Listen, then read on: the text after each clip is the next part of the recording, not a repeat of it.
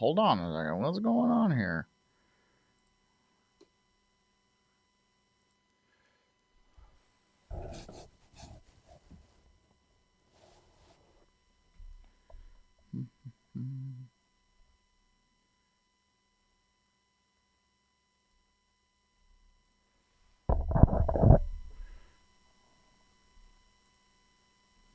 Hey! Okay, so we got a couple people here. I don't know if you guys can hear me. Can I get a sound check? Unfortunately, I have no feedback. I have no way to get feedback. Sound check, sound check. Am I 5x5? How is it? Can anybody hear me? Anybody at all? Anybody at all?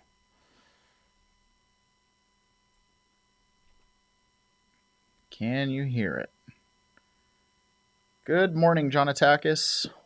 All right, I am going to try to see if it's even possible to do... what is... Hey, Frazier. Good morning.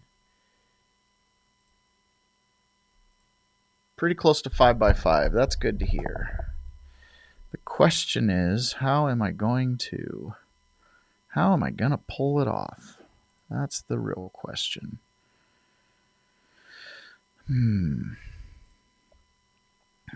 Shantini, good morning. So I called Ron, and he was like, "Oh, I woke up." So, and that was 5 after the start time.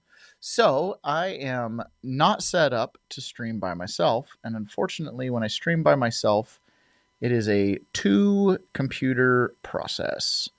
So I might have to, because I unfortunately can't share videos from my Macintosh. I have to show videos from my ghost computer. And so what is the best way to go about doing this? Yeah, I know. Seriously, glad he woke up. The worst part about it is if I don't have a heads up that he's not coming in, then how can I prep the show? Right? I've got to prep it differently with different computers and stuff like that.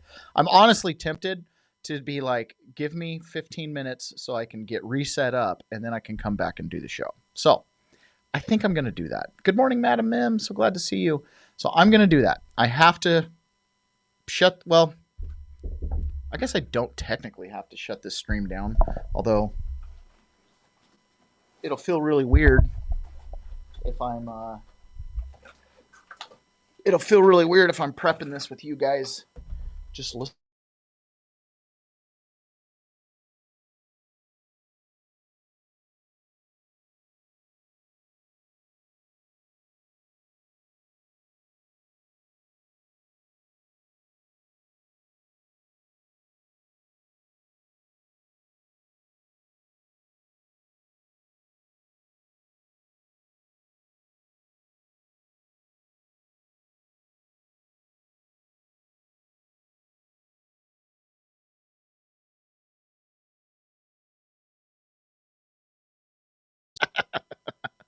Oh, good gravy here.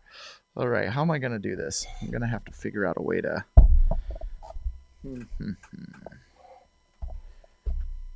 I don't find this fun. In case anybody's wondering, I don't find it fun. Oh, you don't hear me now. It's probably because I touched the microphone button. Maybe? I don't know.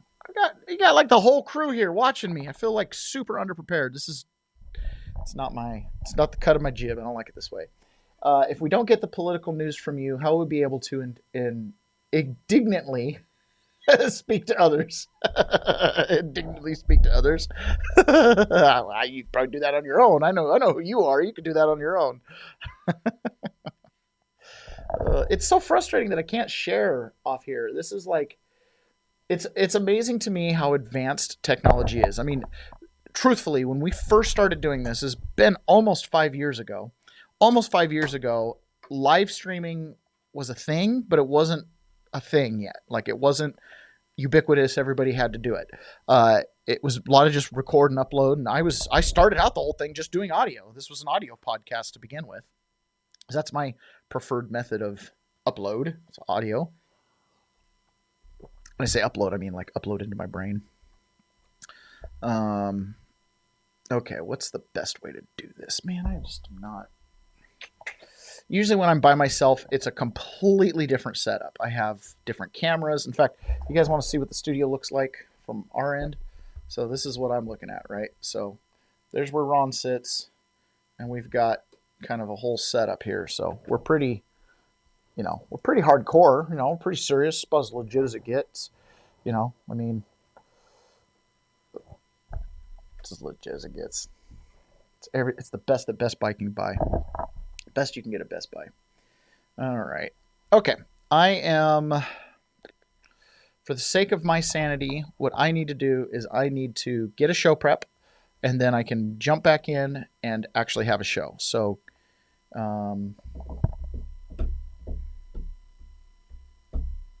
give me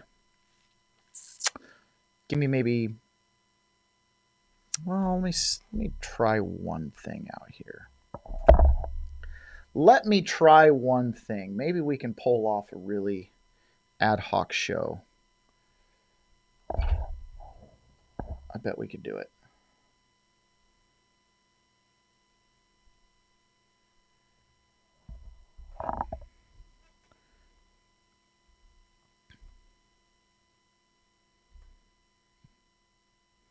Yeah, and then there's the dead air. That's, they tell you to broadcast, don't ever have dead air.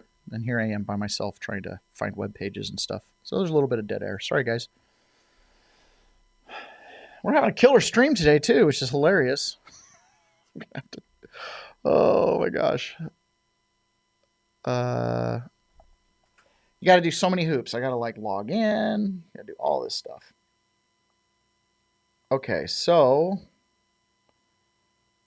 All right, I think no matter how I slice this, I need to take a couple minutes and, good gravy, I need to take a couple minutes and get this stream set up. Or, actually, see, I'm even having to go in so far and as to log in my other device so that I can share links.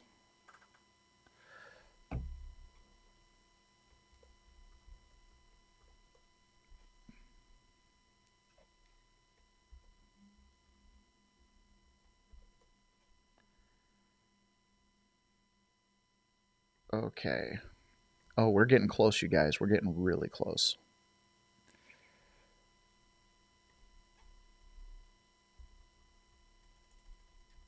I'm logging in on the second computer.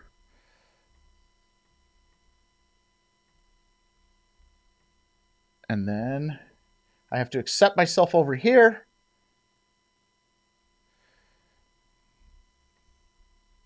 And boom, there we are. Look, I'm in two places. Or no, I'm in one place. Now I'm in two places. Watch this. It's going to be real. See, I got a little camera screen. Oh, okay. We're here. All right. Now what I've got to do is I've got to change over all my cameras and all that stuff. So let me come back over here. And now I've got to do this thing.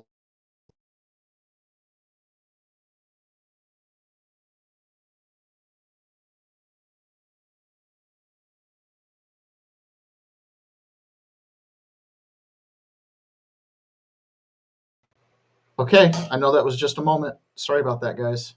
I had to do a whole switch over. I literally switched over the cameras, the microphones, everything. And now I sound crazy loud. Let me see if I can adjust that. Is that how? That's oh. Oh no, I'm plugged in the right spot. Got to figure out how this. I sound like you guys can hear a ton of background noise. Oh, I know why. Let me do this. There, that probably helps a lot. No, it didn't. Didn't really help anything at all. All right, well, I guess you guys, can I get a sound check? Your mic is not your boom mic.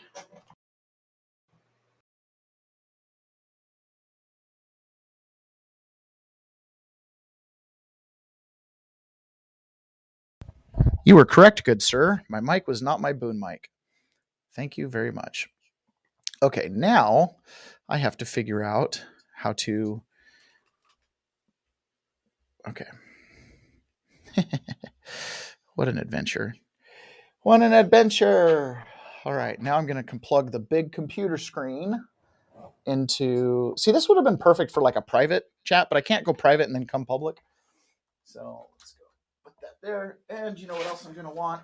Because up and down this road before, once you start streaming, batteries on these computers, not as advertised. So make sure this bad boy's plugged in so I don't lose you in like 7 seconds. Okay. This is just how it rolls, guys. This is as good as it gets. Okay, so now we're there. So then I need to get the second monitor going. I'm gonna and as we go show. Okay, now this computer is about in the worst spot because okay, we are gonna make this happen. We're gonna have a halfway decent show when this is all said and done. You watch. You guys are gonna be super impressed. You're gonna be like, "Wow, he pulled it off," and I'm gonna be like, "Yeah, I pulled it off." Okay, so now I got to figure out. Now I got to figure out the truly hard part on how to get my stack over to here. Okay, so the best way to do this is going to be a super delayed type show. You're doing a show on how to do a podcast. Yeah, that's what it is. It's just a show on how to do a podcast.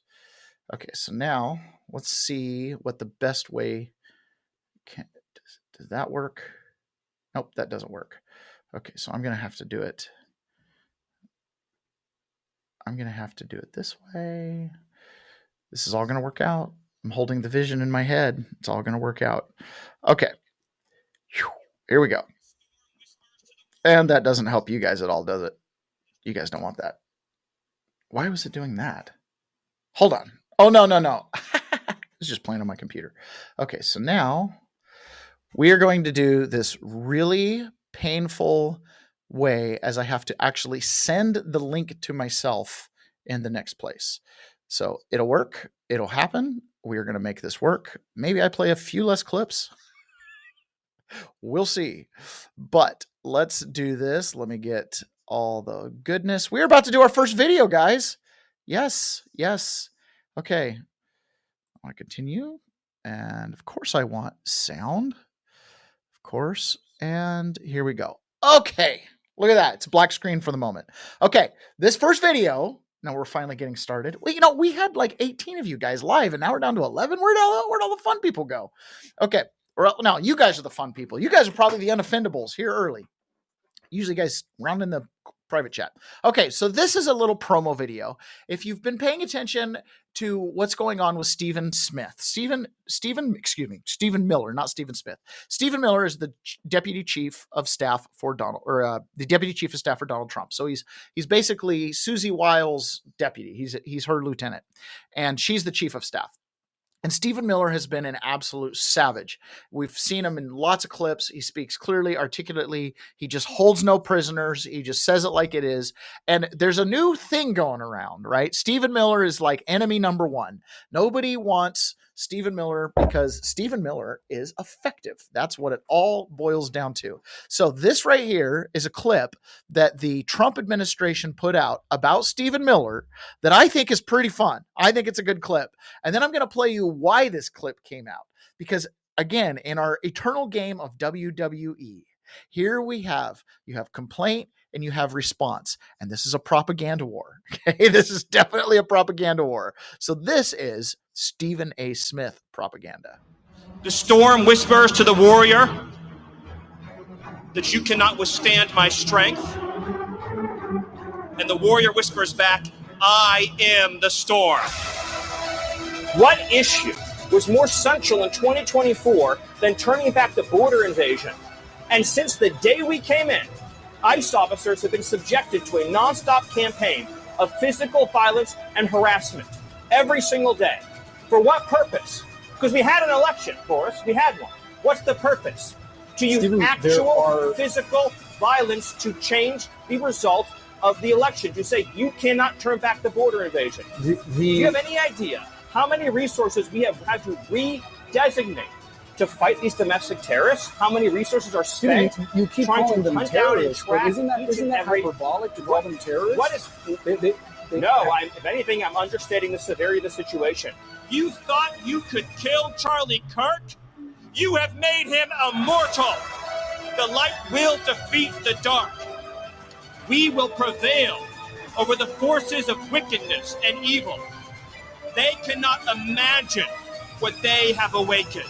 They cannot conceive of the army that they have arisen in all of us.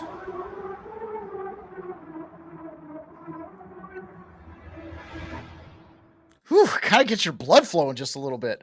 One of my biggest challenges here is going to be navigating cameras and whatnot. Kind of get your blood flowing a little bit. Woo! Like, man, I like this Stephen Miller guy. You know, we're doing it for our families, doing it for our nation. You have made Charlie Kirk immortal. That's kind of fun. So what this was in response to is this right here. So the good old folks, let's see, these, who was this here? This was Abby Phillips and this is, This is Abby Phillips and Jennifer Welch talking about Stephen Miller. Now, Jennifer Welch is the one who a couple days ago was like, I grew up with Republicans and everybody's a racist. Everybody's got latent white supremacy. Okay, so that's this this Phelps Welch lady. And this was their video talking about Stephen Miller. Think about the fear this man strikes in the heart of your everyday suburban liberal. You know, I mean, like Stephen Miller is a white supremacist. I mean, he is, and he's basically running the White House. They keep Trump busy with his decorating projects. He's got building the arch now. He's got his Oval Office design. And then you have these real sociopaths that are real anti-Semites, true white supremacists like Stephen Miller. And even though he's Jewish, he's like a Nazi Jew. Well, look, I can't speak to what Stephen Miller's motivations are. I've met him. I've talked to him. I've interviewed him. How tall is he? Yeah, we're dying to know. Oh God, I can't remember that. Short? I truly cannot remember him. Okay. I am short, so my understanding of people's height is not great. And you know, I do think that you have to understand what motivates the people who are in power. If people are in power, you got to understand what their ideology is. Like truly understand what motivates them, where they're going.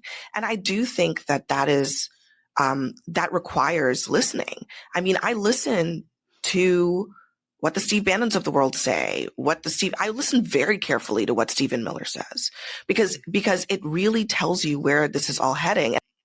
Yeah, I agree. I listen to what those guys are saying too, and we listen to what you guys are saying as well, that the conservatives do. So the interesting thing about that there is, first of all, they just are like, Stephen Miller's a racist. We just played a little promo clip, right? What motivates Stephen Miller? What does he say all the time? Does he make it about race? No. In fact, he's married to a minority. He doesn't make it about race at all, right? This is about crime. This is about safe neighborhoods. This is about the integrity of the United States of America. This is not about white supremacy. That's not what it is. Okay. It's just not. Just because whites happen to be in the majority doesn't make his advocacy advocating for white supremacy in any way, shape, or form. So the other thing too is there's this influencer. She's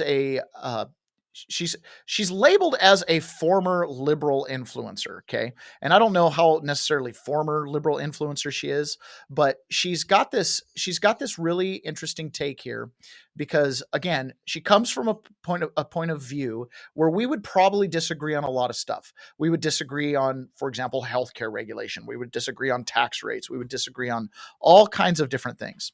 But this individual,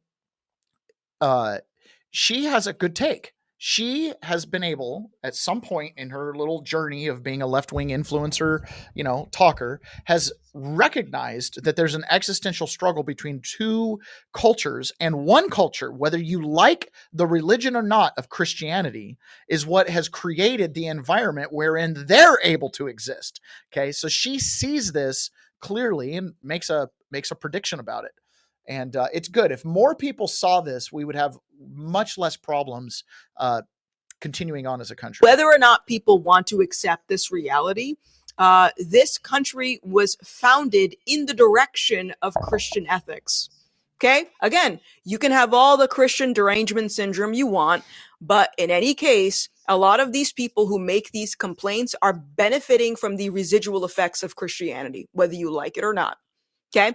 So, now where am I going with this? I don't know if you've looked outside recently, but our culture, our civilization is about to go off a cliff. Okay. We have, in my estimation, maybe 40 to 50 years before we go off that cliff. Now, some of you will be long gone. You'll be dead. But if you have kids or grandkids, this might be a conversation that you should perhaps consider more, as opposed to dismissing it outright as religious propaganda. Because what happens when a civilization falls is that another civilization steps in to stabilize the chaos. And that civilization is going to be Islam. Sorry. Those are the options that you have. You either turn back to Christ or you succumb to Islam. Those are the only options. You either turn back to Christ or you succumb to Islam. Yeah, Where's Tommy Robinson when you need him, right? To explain this to people. She's actually correct. I remember when I was in college, I was studying the Middle East. So a big part of political science degree is going to be studying the conflicts in the Middle East and kind of understanding some of the tribalism and stuff like that. And I remember there was this book, and I don't remember what the name of it was. It was like Clash of Nations or something like that. But it was one of these political scientists that was projecting out into the future and what is going to be the conflicts of the future, right? Conflicts of the past have been fought over gold, over land, over resources. And what are the conflicts of the future? Are they going to, what resources are they going to be over water, over energy, over these different, clearly over energy, oil, right? But one of the things that it presents in there is the next major worldwide conflict will be along religious lines, which most people in the West think we're past that, right? We've had our Catholic Protestant wars. We've had our crusades. Like we had the Enlightenment. We've recognized the individual. We've laced in human rights into the Bible teachings. They're not there, by the way, but we've laced them in our modern liberal way of thinking, and liberal being the classical sense, not the progressive communist sense, right? So, it's a lot of people have discounted all of that. They've discounted what got us to this point. And so when they're bucking against the system because you don't like Sky Daddy or you don't like, some dogma of some religion, right? Then, and you reject the whole thing, that's called throwing the baby out with the bathwater, right? And so what she's making, the point is like, listen, your liberal values, your human values, they come from a Judeo-Christian Western way of thinking. The book, The Sapiens by Yuval Navari, who's, again, one of our political opponents, right? He recognizes this. And so when she's saying that, it's like, listen, we have a choice. That book, talking about the clash of cultures, the reason it was so significant was while I was studying it, Barack Obama got pictured. It's always a big thing when a president gets caught holding a book, right? Because then it's like, oh my gosh, the president's reading this book. It's influencing him. He was holding that book, right? Getting onto Air Force One with a bookmark in the middle of it. And so that is the way that our leaders are thinking. They understand that that's kind of what's coming. All right. So the other thing that happened yesterday, I've got multiple mouses. This is a pain. Or another thing that happens, but this kind of goes along to reinforce that. What this is this is a guy named Brett Pike. I really like this guy, Brett Pike. He does homeschool programs and stuff like that. He's going to be talking a little bit about Andrew Jackson. And the reason that I'm sharing this is because Andrew Jackson is one of these misunderstood, he's one of these misunderstood presidents. As conservatives, sometimes we just, if you ask most people, who's Andrew Jackson, they'll say Trail of Tears. It's like the only thing he's ever remembered for. He's not remembered for taking down the bank. He's not remembered for the War of 1812 or anything like that. But he was the first populist president, Old Hickory himself. So this guy, Brett Pike, is kind of explaining how Andrew Jackson, there's been a concerted effort by mainly bankers to try to write him out of history, okay? There's a concerted effort by people on the far left to try to write Judeo-Christianity out of the history of the West, right? They're trying to say, oh, America was founded on racism, not on a trajectory away from it, right? That kind of stuff. So I'm just going to play this little clip about Andrew Pike or about Andrew Jackson from Brett Pike. And I'm only using it to kind of reinforce what this liberal influencer is saying, talking about how we have a choice. There's a civilizational struggle. The civilizational struggle that we went through under Andrew Jackson, they prevailed, but there's been a rewriting of history to the point where we're just about forgotten the lessons that Andrew Jackson gave us as the president. All right.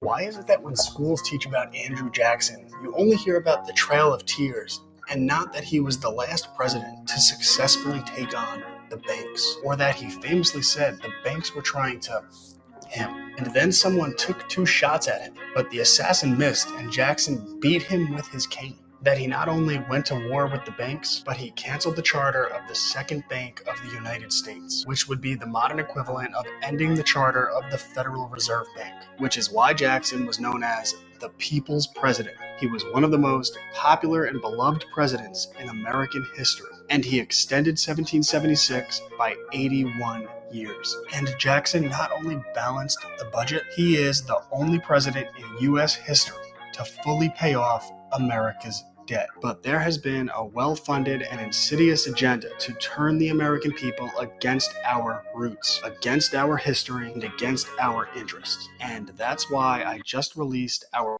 All right, so then he's going to go pitch his homeschool program, which I highly recommend, by the way, if you're in that marketplace. So basically, there's been a concerted effort to rewrite history, to forget our past. This liberal influencer is recognizing that. One thing that we have to do in order to not have that convergence that she predicts in 30, 40, 50 years, where if Christianity and the West falls, there's only one thing to take its place. There's only one thing that's strong enough to take its place. We're not just going to live in a world where, churches close down and get turned into homeless shelters or low-income housing. You're not going to live in a world where things continue on. You're going to live in a world where something has to replace the idea. Something has to fill the void in the mind of man. Right. And that's where you get into trouble. And that's where I get concerned with stuff like this. So this is, if there's been a ton of these videos floating around, and every one of them is anecdotal, but at a certain point they start to stack up enough where you're like, hey, I'm going to share this with you guys. This is just one example, but there's video after video of people who are reliant on SNAP and Medicaid benefits, like food stamps and stuff like that. And they're just dependent on it. I don't know what else to say. Like, it's just dependency, and they're dependent on it. And they're posting videos about if their EBT cards stop working, they're just going to start robbing, people warning Walmart, you better have more security guards because mama's going to steal the chicken, stuff like that. Well, this woman is calling the government, calling the little hotline to find out about her EBT card. And this is the government worker on the other side talking to her and blaming everything on Trump. This is one of those like, oh, geez, how, when we talk about people being policy or policy being people, I can't remember, I always reverse it. This is one of those situations where, does this woman deserve her job? Is she really standing on her right to free speech when someone's calling in to, get information? I don't know. Put it in the chat as we go here. Tell me what you think. She works at the food stamp office. Listen to what she says. It is because of Trump. So, yeah. So this is all political. This is all political. And this is all because of Trump, basically. No. Basically, it is because of Trump. There ain't no sidestepping it. I'm blaming him for everything. Me, as a United States citizen, I have the right to voice my opinion. I still have that legal right. Constitutional right, let's put it that way, freedom of speech, whether he likes it or not. Right. Can't stand him. I can't stand him. Anyway, that's what's going to happen, sweetie. So, she's talking with freedom of speech on a government phone line, apparently. Narrative matters. Narrative matters. Yes, Carlite says she needs to be fired. I hope she is, right? I hope they figure out who that is. Man, if I was an employer or of any kind, I'd be so upset if that happened. But, yeah, who knows? There is something that I thought was kind of interesting. So this is kind of a funny clip, and I wish Ron was here to see it. And Dad, there might be a swear word in this one, so, heads up. I always try to give you a heads up on that. This guy right here, entered into a barbecue contest. Okay, entered into a barbecue contest. Now, how did these barbecue contests go? You're going to have a panel of judges.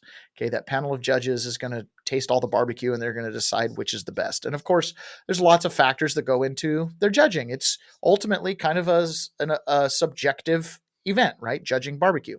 So this just goes along with the theme that people who call themselves experts are usually not experts. People who put themselves above and capable to judge usually have no ability to do anything better than someone else. So this guy entered into a barbecue contest, right?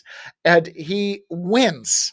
He wins the barbecue contest. Now, the reason I'm playing this clip is I want you to think about this clip in terms of DEI, okay? I want you to think about this clip in terms of hiring people to check a box, right? To fill the seat with a certain diversity instead of finding people who have merit that can actually judge something that's good. Listen to this. Oh, I've got to do the share screen thing. This is crazy how this is too many things to click. Okay, so barbecue contest. Well, wait till you try this brisket. All right. Tell us a little bit about it. My name is Harley Carmichael, 27, Pisces. I've been nonstop drinking since the day Charlie Kirk died. And I decided power through adversity. I could have made this brisket a million ways. I could have done it right. But I decided to screw it up on purpose just to see if I could win based off of flair and flavor. So salt, pepper, 200 degrees, shorted the breaker on the smoker at my house, woke up and the brisket was sitting at like 65 degrees. So I threw it in the oven. And then I was driving over here and I hit a curb and all the juices dripped out and they're sitting on my passenger seat. And so I came here and then I found out that you needed a cutting board and a knife and gloves. And so my hands are greasy. Like I said, I've been drinking for like a month straight. This is the first brisket I've ever cooked in my life. And if it's good, you guys are bad judges. So thank you. I'm Harley Carmichael. Thank you. All right. So somehow there he got last place, but I read that he got first place. He's like, if you think this is good, it's horrible.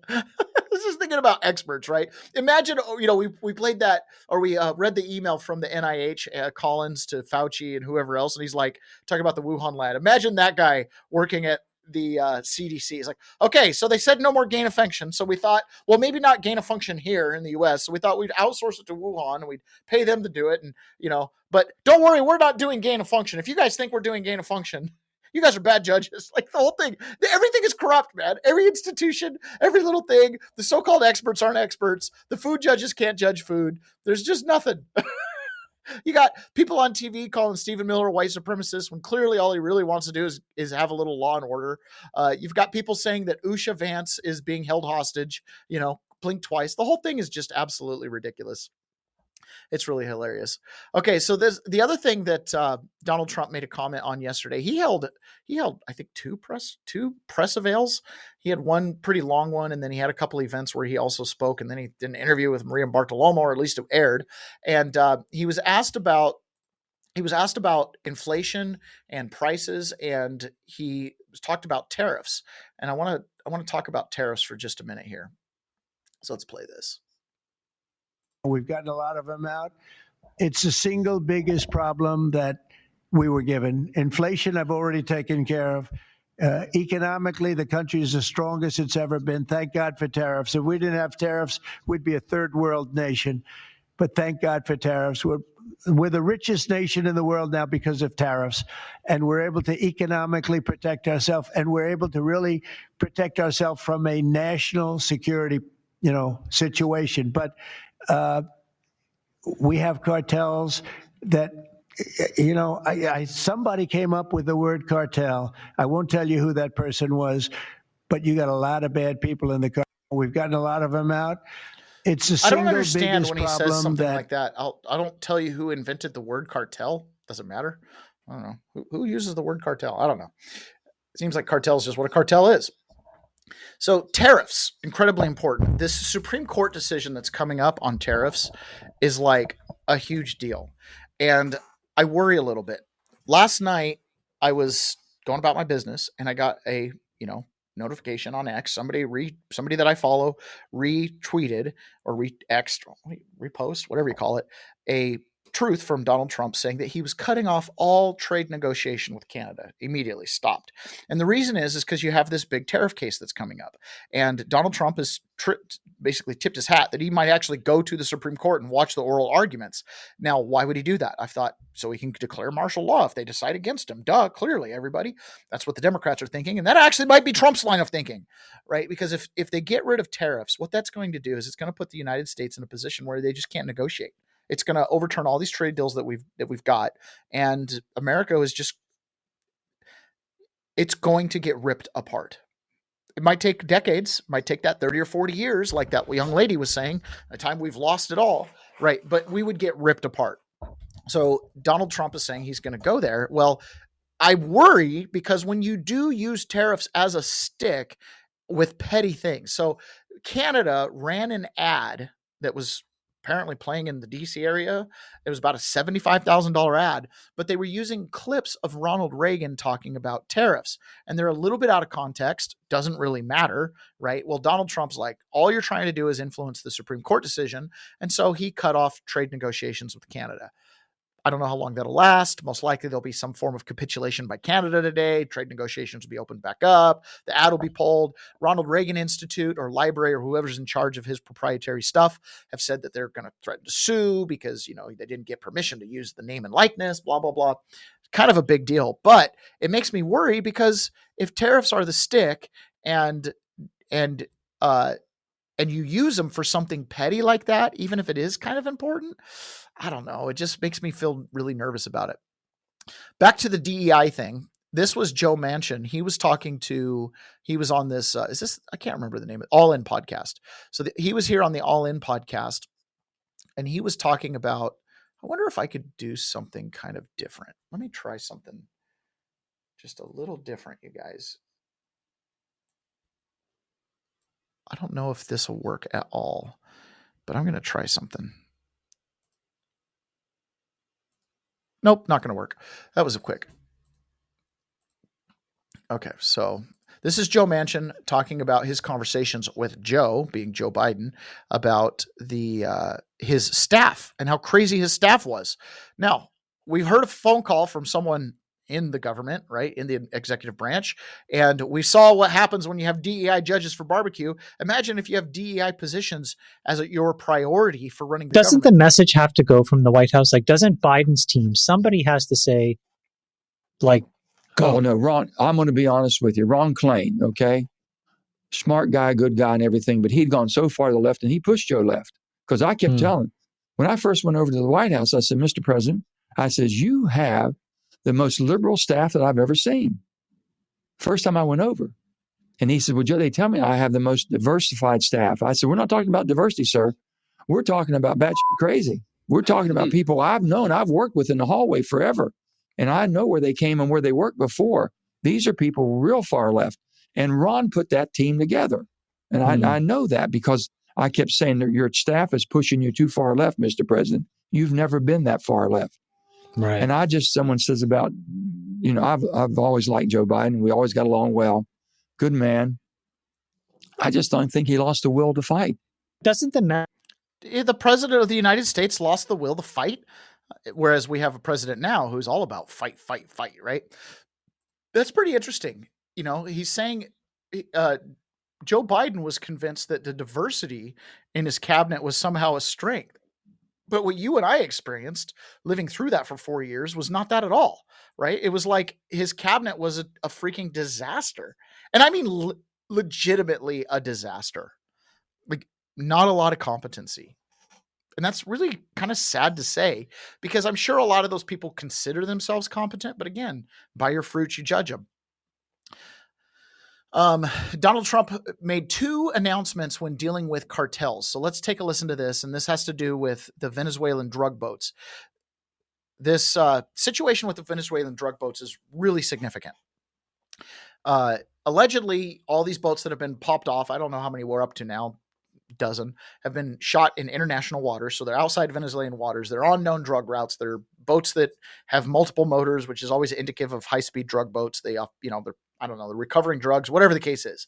But they're just taking no prisoners on this. And there's an interesting thing because you have some members of Congress that are like, hey, you need to declare war. You've got some members of Congress and of the executive branch that are like, what do you call the war on drugs? It's been a 60-year war. Why do we have to redeclare war? There's other people that say this isn't a war. This clearly falls within the president's emergency ability to defend the border without declaring war because we're being actively invaded. So there's a big debate going on over this. Donald Trump kind of lays in his opinion on the cartels, and it's just pretty black and white for him. And we're here today to discuss a sweeping, unprecedented, and historically successful operation that my administration has carried out in recent weeks to arrest, prosecute, and permanently remove members of foreign drug cartels from American soil. And the people gathered around this table are the ones that are doing it, and in this room. Some of them sitting a little behind. In fact, some of them, I'm surprised, are not actually at the table. You people should be very insulted by that. But you've done a great job back there. On my first day in office earlier this year, I signed an executive order to officially designate the drug cartels and savage transnational gangs as foreign terrorist organizations. It was my honor to do so. And on that same day, I also signed an order directing the creation of the Homeland Security Task Force to bring together all federal, state, and local partners to achieve the national policy goal of eliminating the cartel presence in America once and for all. And the results are, and it's early, and the results are spectacular. Led by ICE and the FBI, this task force includes the Department of Justice, the Department of War, DHS, the intelligence community, ATF, the DEA, the U.S. Marshals, and the state and local agencies in every part of our country. Other than that, we don't include too many people. That's a hell of a group, isn't it, huh? When you think of it, that's not a group you want against you. Certainly not at one time. Certainly not at one time, but absolutely not. Could you imagine being a cartel member right now thinking that you were just part of any old street gang? I think about that all the time, right? Like, how would it be to just know that you're now like in Al-Qaeda? Actually, I do know a little bit about that because I remember when the people who went to January 6th were called the American Taliban. It was kind of rough, except I wasn't the Taliban, so it seemed a little bit palatable. It's kind of funny to think of it that way. Okay, another thing that happened yesterday, again, Donald Trump was asking about Putin because these things are all interconnected, right? We follow the Patrick Byrne line of thinking, and China, Russia, Venezuela, they're kind of all in cahoots. Russia, slightly less, but China is wearing Venezuela and Cuba like a glove. And so Donald Trump was asked about these narco-terrorists and, or he was asked about, he put those massive sanctions on Russia. And this is what he said about that. Oops, I accidentally clicked a button. This is what he said about those massive sanctions that have been put on Russia. Oh, I'm going to have to share the screen. Oh my gosh. I might have to stop talking at some point so I can get my brain straight so I can line my screens up right. Thank you. President Putin basically said today that Russia is immune from U.S. sanctions. He said that it would not impact the Russian economy in any serious way. Is he good. wrong? I'm glad he feels that way. That's good. I'll let you know about it in 6 months from now. Okay, let's see how it all works out.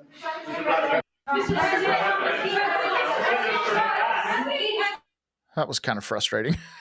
I'm trying to like rearrange my monitors while you guys are here, so I need to do this because it is difficult for me every time I have to do this.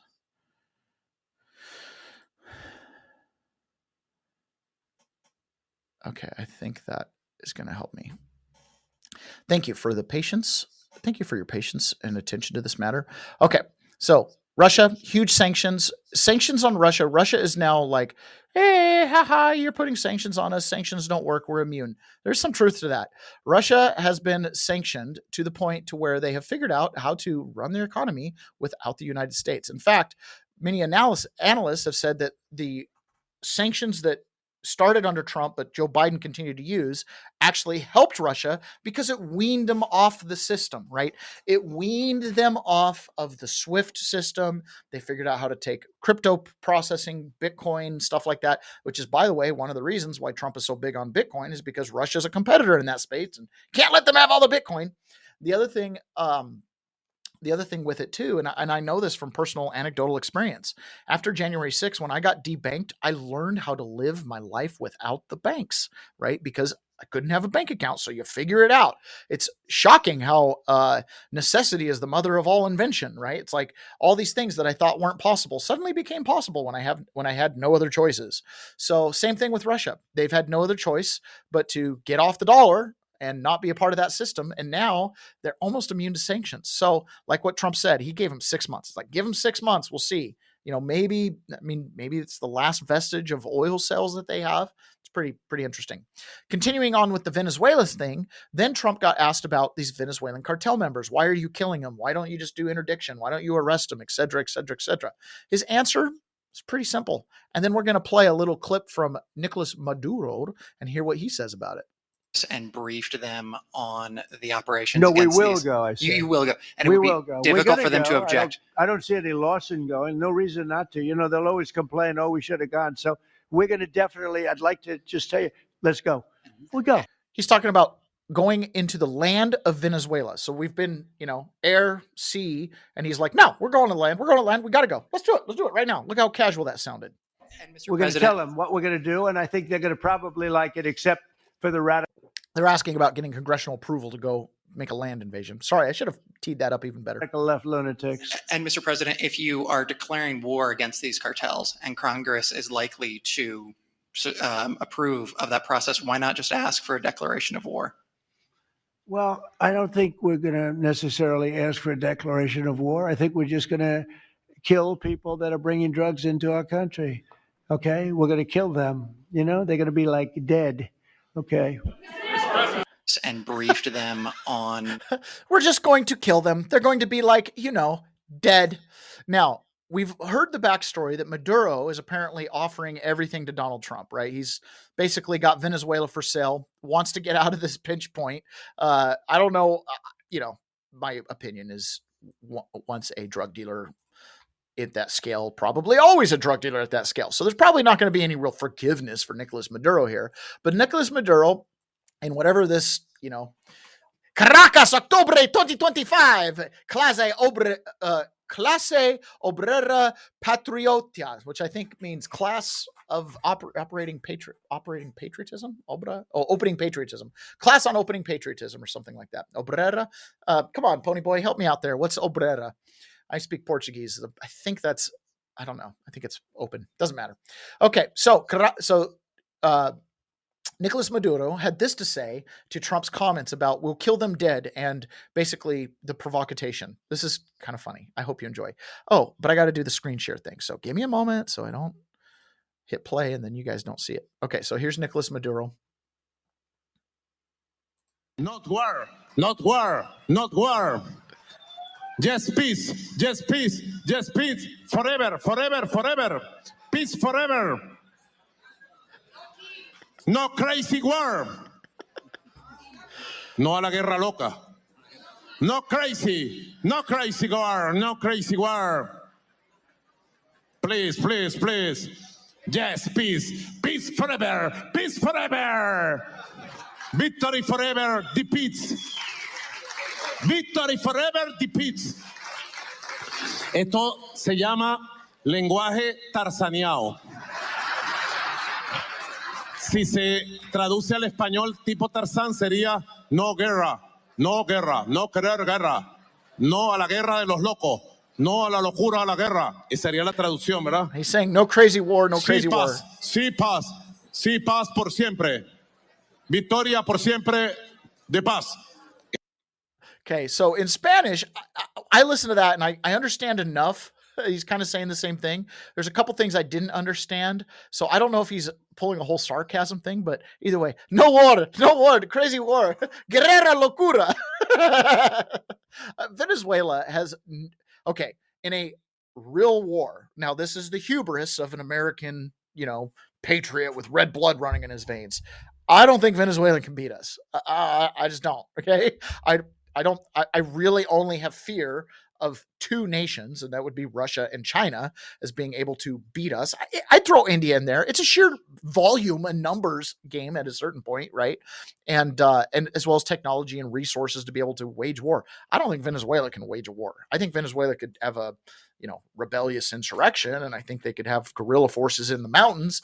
But I think as far as like holding their government, I don't know. People have said that Maduro is coup-proof. I don't know what that means. I don't know what coup-proof means. I kind of feel like that just means that the people who want him gone haven't tried hard enough.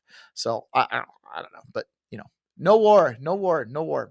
Ideally, there would be no war, and Nicolas Maduro would just step down and let that other lady who just won a Nobel Peace Prize take over. But I have my doubts. Okay, so this one right here, this is California Governor Newsom, and this is just a little Fox News here. This is really quick. California Governor Gavin Newsom.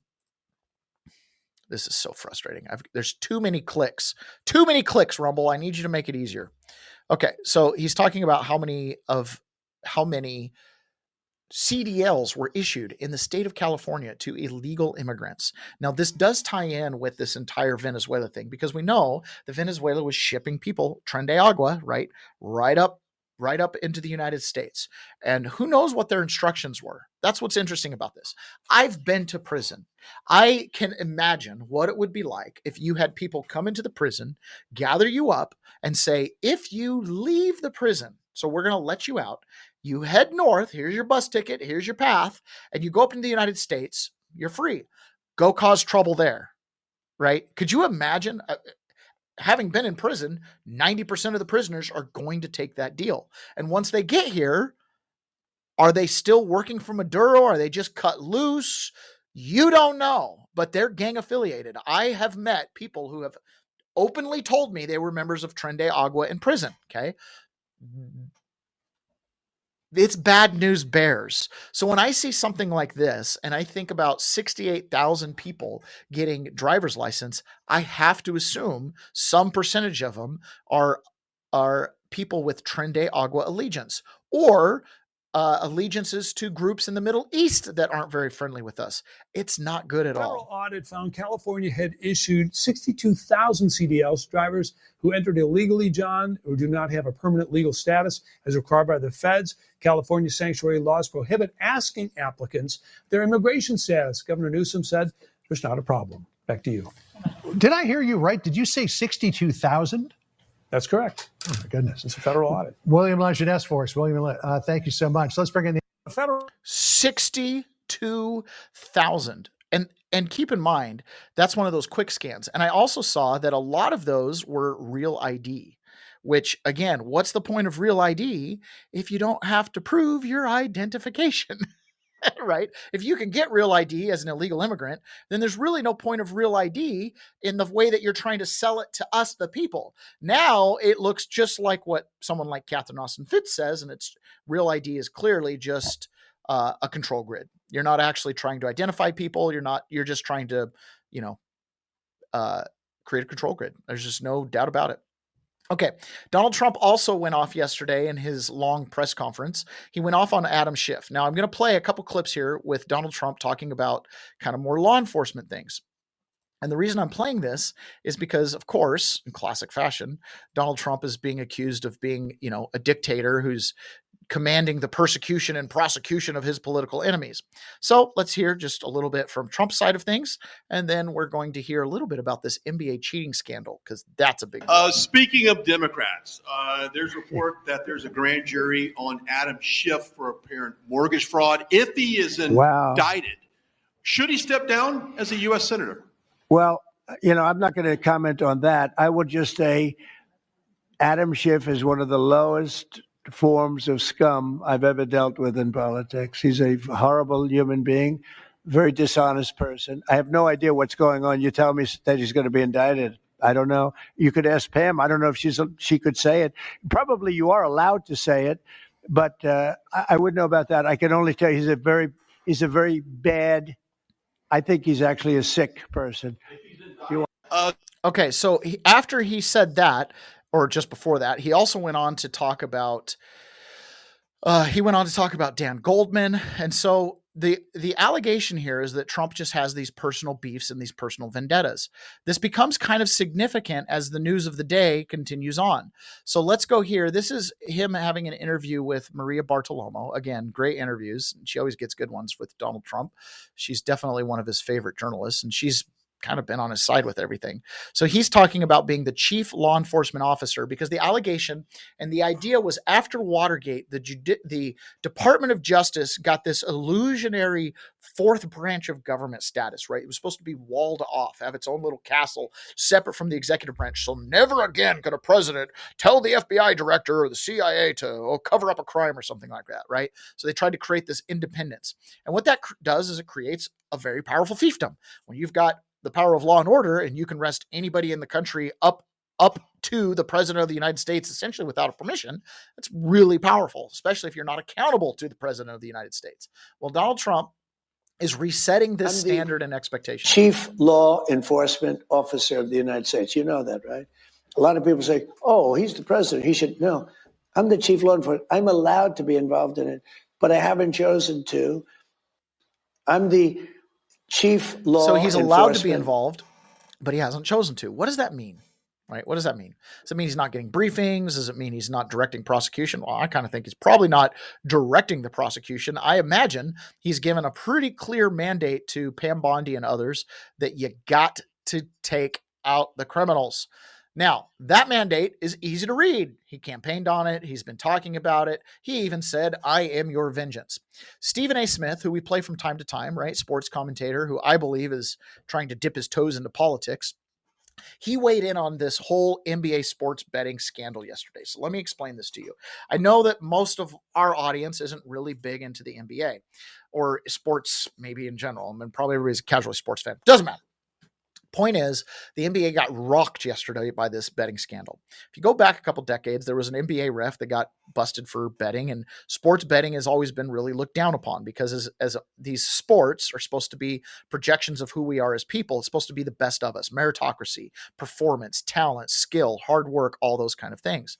Well, what's happened is betting gets introduced, and if the players start betting, they could throw a game. They usually don't bet on themselves. They'll bet on things they can control, like getting hurt just before they score enough points to cover the spread, or whatever the betting line is, right? Or they throw a game and lose a game and win on the under. I mean, there's all kinds of things that they can do to manipulate the game. So it's obvious that anybody involved in the game, or anybody has inside information about how the game might turn out, shouldn't be allowed to do sports betting.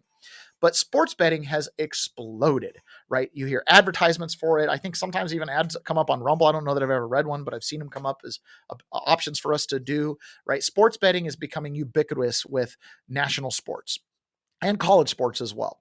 And what's happened is, inside the NBA, you've had a couple of players and a couple coaches who got arrested. There was 3 players and coaches that got arrested yesterday. One of them was kind of a player I really like, Chauncey Billups. I was there. I was in the arena when he was in Portland, and he tore his Achilles heel when he was playing for the Clippers. So anyways, bottom line, they got arrested yesterday. Some of them were gambling on their own games. Some of them were actually setting up poker games. Like Chauncey Billups was bringing players and coaches to play poker games that were rigged. We're talking X-ray grasses, X-ray tables, micro cameras, radios, all kinds of, stacked decks, card counting, all kinds of stuff was going on. And then another Terry Rosen was doing basically throwing games and stuff like that. It was all really a lot. But Stephen A. Smith missed a key part of this story.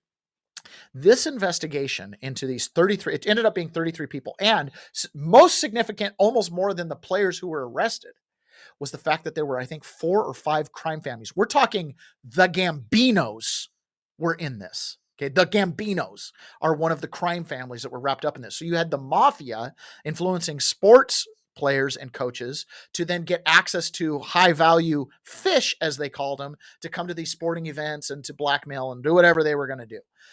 The mafia was involved with this, right? So this investigation has been going on for years. It started under the Joe Biden administration.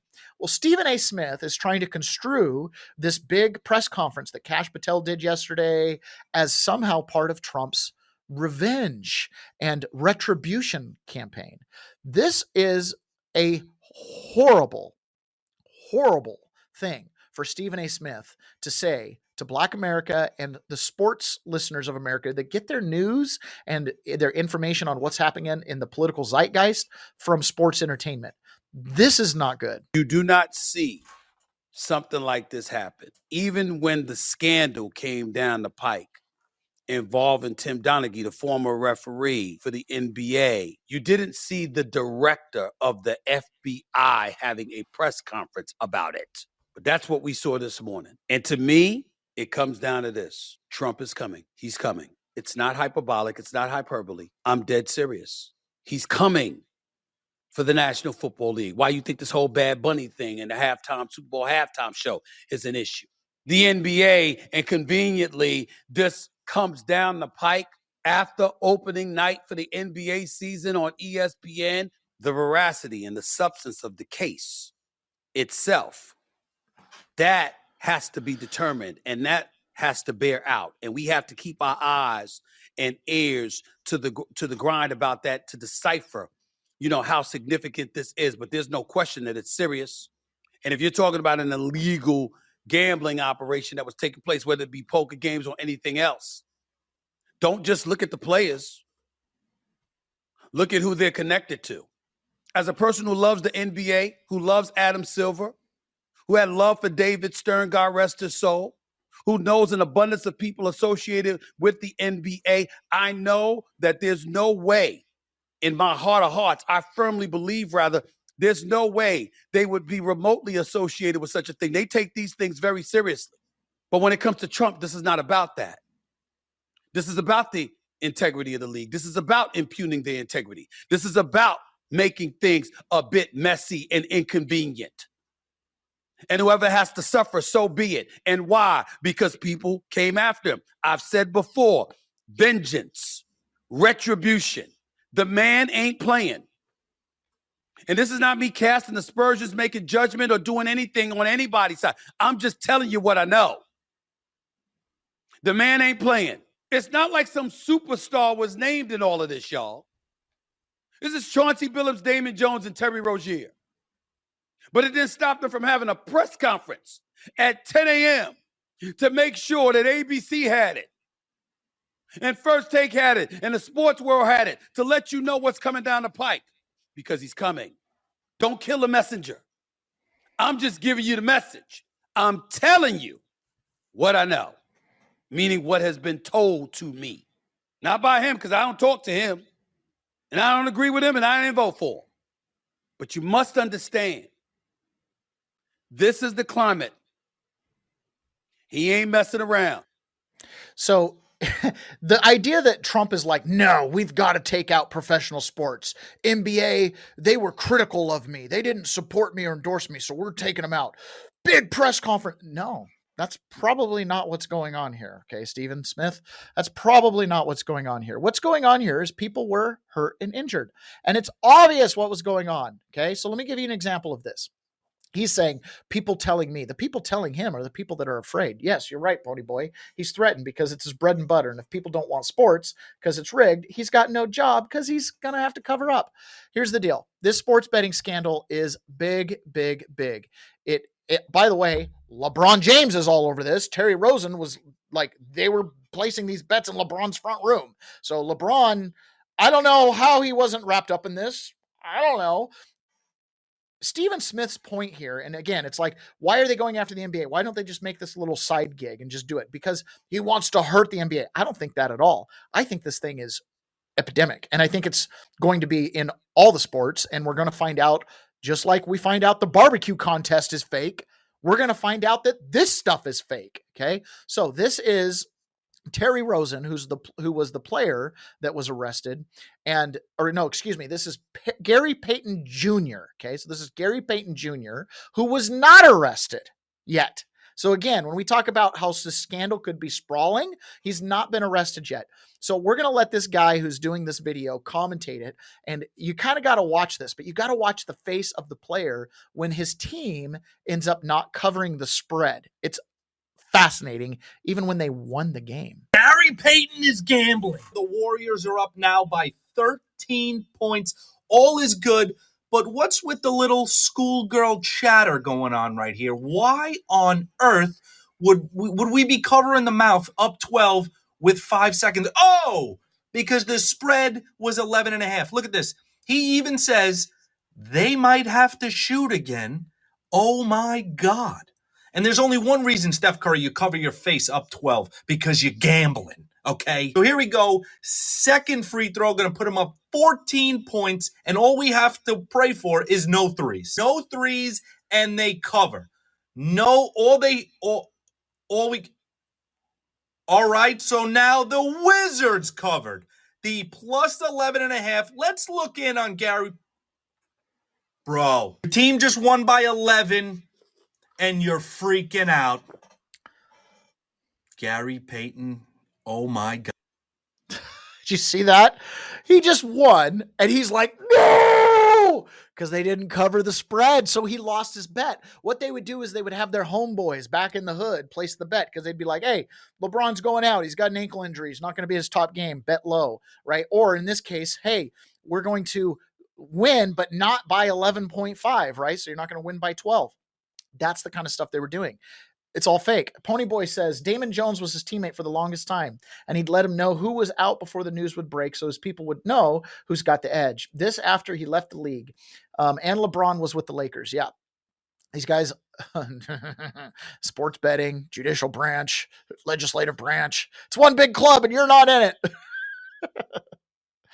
Oh, imagine being in a position as a sports star coming out of presumably, maybe a bad neighborhood or poor economic conditions, and you have the chance to tell someone, hey, just place a bet, turn your $500 into 5,000, turn your 5,000 into 50,000, turn your 50,000 into $500,000 to 5 million, right? Just place these bets. So this gentleman right here, who is a journalist, he's Brian Windhurst. I'm not familiar with all the sports journalists that are out there. So he's discussing this, and he's like, hey, this has been going on for a while, and this is probably going to be bigger because they've been watching this happening in real time, right? Some of the cheating was caught the moment it happened because it was too irregular. The sports gambling platforms all knew about You're this. absolutely right, Rich. The NBA at some point is going to have to explain why Terry Rozier was allowed to keep playing. And I just want to point something out. Mm-hmm. The sports books caught the irregular betting on Terry Rozier the day it happened, the morning it happened, when all of a sudden there was hundreds of thousands of dollars coming in on Terry Rozier unders for a relatively meaningless game in March, Mm-hmm. involving the Charlotte Hornets. The sports books caught it. They told the NBA right away, and guess what? The NBA, Rozier didn't play the rest of the season, and he had faked the injury, so it wasn't because of the injury. The NBA pulled him. They pulled Jonte Porter too. They flagged Jonte Porter and pulled Jonte Porter. The NBA's measures, their protection measures, the sportsbook's protection measures triggered this. They caught it. Uh-huh. The issue, I think, is Jonte Porter. They caught, convicted, and tossed him out of the league within weeks. Rozier didn't, and this in this investigation. And I don't know if Terry Rozier is guilty. The NBA obviously didn't feel that he was. They wouldn't have let him play. But this indictment implies that there was a swath of conspirators. There was like his cousin, his cousin's friend. I mean, like all the way down to like low-level guys who won money on this bet and then immediately bet on other games and lost all the money and had to tell other people, man, I lost the money. I'll have to get it to you. Like the really low-level people who were betting hundreds of dollars on this game. In addition, people were betting tens of thousands. So my point about saying that is that there was a wide swath of people who were benefiting from this inside information on Rozier, according to the feds, and that the NBA either didn't discover that or knew about that and cleared him. They're going to have to answer for. But I wish that I almost said something that came out of my mouth. It almost came out of my mouth. I said, I was about to say this phrase, I wish I was still in prison. I almost said that. It almost came out of my mouth. And then my brain was like, there is no price that you want to pay to go back to prison. There was no enjoyment there. I don't wish I was back in prison, but I would be fascinated having, if I was there, to be able to see exactly how that community is reacting. A lot of guys in prison, all they have is sports. And betting and gambling in prison is a huge deal. Like Guys are gambling on everything. College softball. They send messages to the outside. They have their people put the money on their books on gambling. They bet stamps. They bet commissary. It is an addiction. It is, you always throw gambling in there with, don't smoke, don't drink, don't gamble, kids. Gambling's never really been my thing. It's just doesn't do anything for me dopamine wise. Yeah, I like to win, but like the pros and cons of gambling to me just can't make it fun. So when I got to prison and I met people who actually had like legitimate gambling problems, like these are the kind of people that do need to call a hotline. Okay. I was blown away.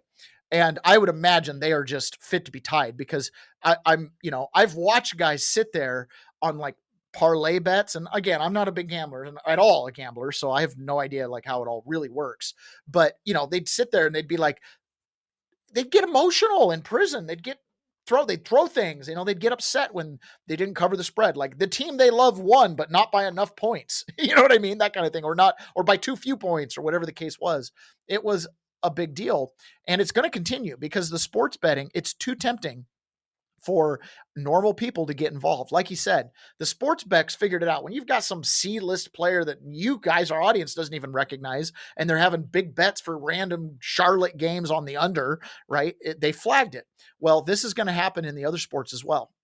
I think this is just the tip of the iceberg, like you said earlier.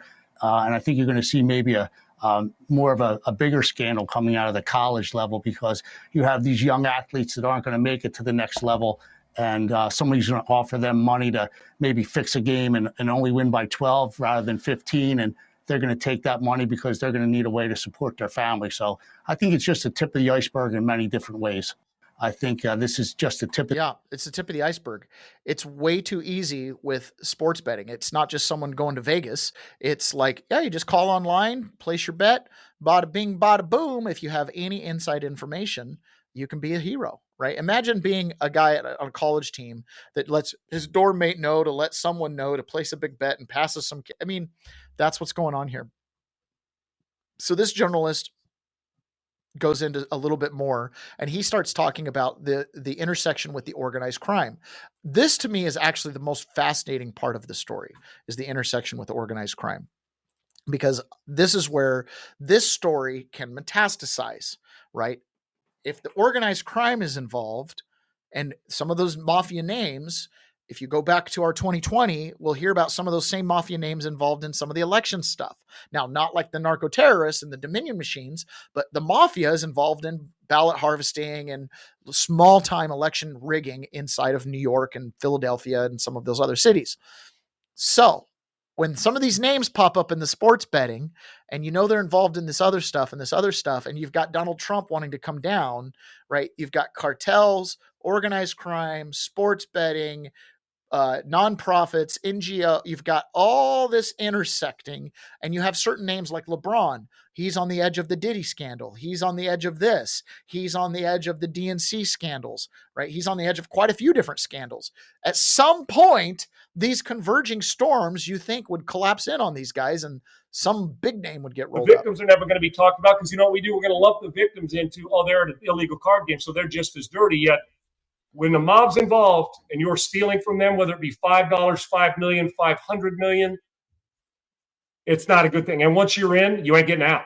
And the only way out, you sing, is probably behind bars. So this isn't just an NBA thing, and we're going to talk about that. We're talking some serious stuff here. The FBI addressing it like this, it's been going on for months. This isn't some overnight raid. They've been watching this to the point of Terry Rozier counting the money that he won for that load management game. They're delivering it to his house, but obviously the FBI people are watching and counting it there. The arrogance of this is, I'm just telling you, man, I hate saying this, but when you get those families that we just named involved, that don't like getting cheated, and then they don't want to get sung on, and we talk about the NBA give them a 1-game suspension or a half-a-year suspension. You can forget those guys in the NBA. They're done. Now Adam Silver, now the other sports are going to start saying all those eyes are coming to us. I mean, hell, we've seen it in baseball with Class A, all the questions surrounding Shohei Ohtani, that kind of went away. That was I confess somebody else did it. And when the Cosa Nostra is involved, this is serious shit. This isn't just you owe me money. They have long memories, Segs, and you and I both know this. And we both have family members that are involved in some kind of law enforcement and or enforcement to stop fraud and it goes far deeper than this. So for people that say, oh, the NBA, everybody's doing it, I get it. And this is a conversation that we don't have enough time to get to all the NFL talk that's going to happen and what it's going to mean. But we're focused on the NBA today because the NBA was tough enough how it is. Price of tickets, bad basketball, talented players, load management. Now, Segs, I've been following, we've been following the story about Jonte Porter and the whole thing for a while. When you're in sports, gambling's a part of it. Sports betting's a big thing now. And if you do it legally and properly, smarter move than doing it like this when it comes to behind the scenes and fraudulently stealing from people and premeditating all this stuff. Say, we're not just talking about, man, bouncing a basketball and shooting hoops and good or bad game. Now every game you're going to wonder, man, they were up 20 and got beat by 15 and the spread was 14. Yep. Even if nothing happened, that's what you're going to think. Perception. Adam Silver, all the other commissioners, and now this. And Segs, I'm just telling you, and you and I both know this. Basically, every game, every upset, every Cinderella story, every turnaround, every turnover, every missed free throw in crunch time, every single thing is going to be scrutinized. It was really interesting yesterday. I watched more sports yesterday than I've watched in years. Why? Because my feed was full of clips from 3 years ago when this play happened. And how can you explain this? Or how can you explain a player breaking down crying when his team just won? Or how can you explain, turnovers? Or how can you explain coaches making them foul twice when they're up and then they lose the game because of foul shots and you didn't even have to take the foul. You could have just sat on the bench and not even taken the court and won, right? Like so many questions. Every single thing is going to be scrutinized, and guys like Stephen A. Smith, they're probably going to be along the lines of always trying to offload it on Trump, always trying to hurt the NBA. He's trying to hurt, trying to hurt this because we were mean to him and we put on Black Lives Matter shirts in 2020. And so he's getting his retribution. It's all a bunch of nonsense. Laura Ingraham last night had Kash Patel on to respond to the situation with Stephen A. Smith. Keep in mind that an investigation started under Biden. So Kash Patel was asked the question, did you do this for retribution? Yeah, down the street. By the way, this was so wild. Stephen A. Smith, the sports commentator, suggested that this was revenge from the president for all the kind of left-wing activism of the NBA. Your response to that, 15 seconds. I'm the FBI director. I decide which arrests to conduct and which not to conduct. That may be the single dumbest thing I've ever heard out of anyone in modern history. And I live most of my time in Washington, D.C. It's right up there with Adam Schiff. We arrest people for crimes. Yeah, down there. It sounds good coming out of his mouth. I have a clip from Christopher Wray saying kind of the same thing. But yeah, the idea is, articulable crimes. These guys are going to have their day in court. And they're going to have to answer for some of their gambling and stuff like that. Just good old advice. Don't gamble, kids. Don't get involved with the mob. I do have some sympathy. I could see how some of these sports players get involved with the mob unknowingly. And next thing you know, you're in and you can't get out. This is a clip from Elon Musk that I found really good. And I think this is going to be my standard answer now. Anytime someone wants to talk about voting machines and technology, Elon Musk is talking about election machines. Okay. He's talking about being a technologist and his perspective on why we need to not use machines. And it's pretty clear, pretty succinct. And in my opinion, there's no way you're going to get around this. So the only way to do it is paper ballots. I'm a technologist. I know a lot about computers, and I'm like, the last thing I would do is trust a computer program, because it's just too easy to hack. It's too easy to add just one line, and it's really difficult to hack paper ballots. So, in-person voting with proof of with ID, which makes perfect sense, right? But that's my favorite line. As a technologist, last thing I would trust is a computer. That's actually one of the most cogent, logical opinion on that topic I've ever heard. Anyways, I wanted to put that out there just because it's so good. Okay, so let me scroll through here and see what we want to do. Okay, so I wanted to play this. We'll kind of wrap up here. So Steve Bannon was interviewed by The Economist yesterday, and he gave this interview, and he talks about Trump serving a third term. So Steve Bannon is constantly teasing this out. Trump will be the president in 2028 and stuff like that. And, Steve Bannon's a propagandist. He's, trying to change the zeitgeist. He knows exactly what he's doing. He's not a propagandist in a bad way. He's a propagandist for the things he believes in. So he's talking about Trump having a third term. Let's just listen. This is fascinating stuff.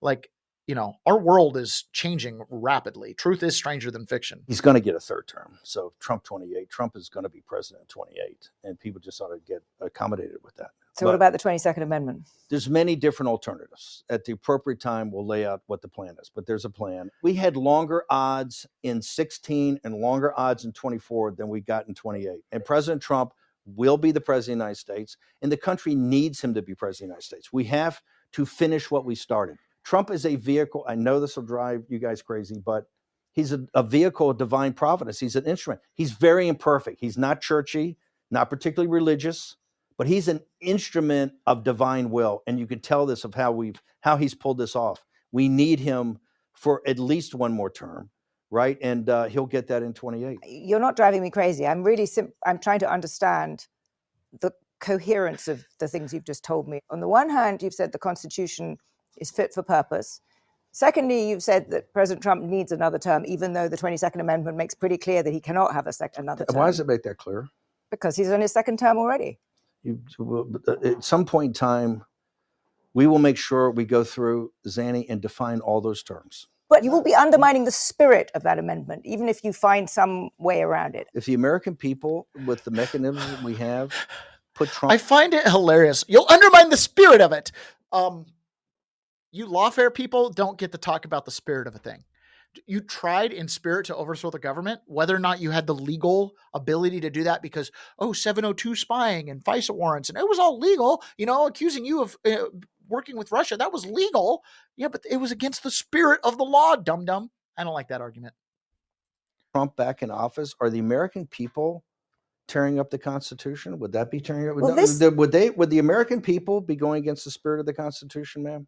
I think yes, actually, because I think what you will end up with is a populist justification for a quasi-dictatorship. That's not true at all. That's what it sounds like. It's not. Trump is a dictatorship. Did you just see the compromises he had to make on the big, beautiful bill? You see the compromises he has to do on everything, on accommodating Zelensky, on what President Trump is nothing but a series of negotiations to kind of keep this thing rolling forward, where he's having trade-offs all the time. Steve, you've just spent the last 20 minutes telling me we have to smash the other side. There's no room for debate. There's no room for compromise. We must smash them. And now you're telling me this is a negotiation. I mean, that's no. I guess that's why it seems to me some kind of tension there. The only way President Trump wins in 2028 and continues to stay in office is by the will of the American people. Okay, and the will of the American people is what the Constitution embodies. And so I think we're going to be in good hands there. We need to finish what we started. What is that they're finishing that they started? It goes back to the beginning when we were talking about what that liberal influencer said. You have diverging cultures, right? If we abandon Western values and Western culture, Islam will fill the void. End of story. So make your call. Is that what you want? Right? That is what is going to fill the void. And he's being pretty clear. We've got to do something about it. Now, a couple other things. I'd like to wrap the show up because we've reached our 8 o'clock. We just don't want to go past 8. Tulsi Gabbard was talking yesterday, and this is old news, but new news rehashed. She was talking about taking down a cartel member who was trafficking infant children, basically taking C-section babies and selling literally minutes old babies. Horrible story. Hard to do. I was going to do it on the private side. And you also had this video, and this is what I want to leave with today. This is a video that was posted by Dan Scavino, and it's a propaganda video, right? It's a promo video about Donald Trump, but it kind of goes with the Stephen Miller one from earlier, right? This idea that it's counter propaganda. So Trump, he's an incredible figure, and a lot of people just wouldn't pay attention to Trump because he's just, Manhattan playboy, just businessman, whatever. But he's got a really cool backstory, and we're watching history. There's no doubt about that. Okay, so this is propaganda, and we'll wrap up with this today. You like how I said that? This is propaganda. It's good propaganda, though. We like it. Donald was the young me who was going to conquer Manhattan. He takes chances that would make a less daring man shudder. To think about the arc of where he's been, it's like some sort of mythical story or something. This sounds like political presidential talk to me.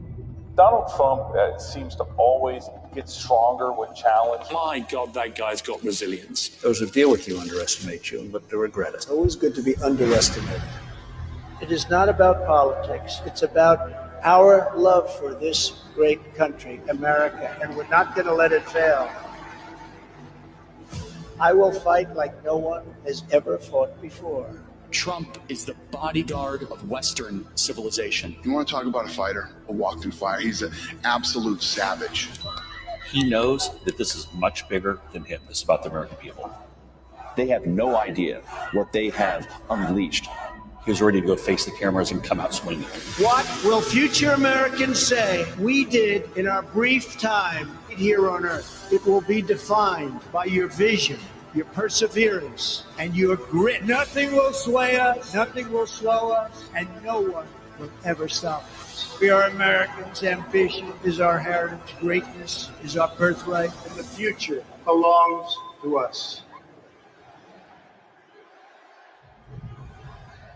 The future belongs to us. Indeed, it does. An existential fight for the future of humanity. All right, guys, that's it for me today. I hope you guys have a great Friday. It's going to be one of the best ever. And we will see you guys again on Monday. And guess what? Sometime next week, almost certainly, we will be in a new studio. So very fun. Thank you so much for joining me. And we will talk to you again on Monday. Bye, guys.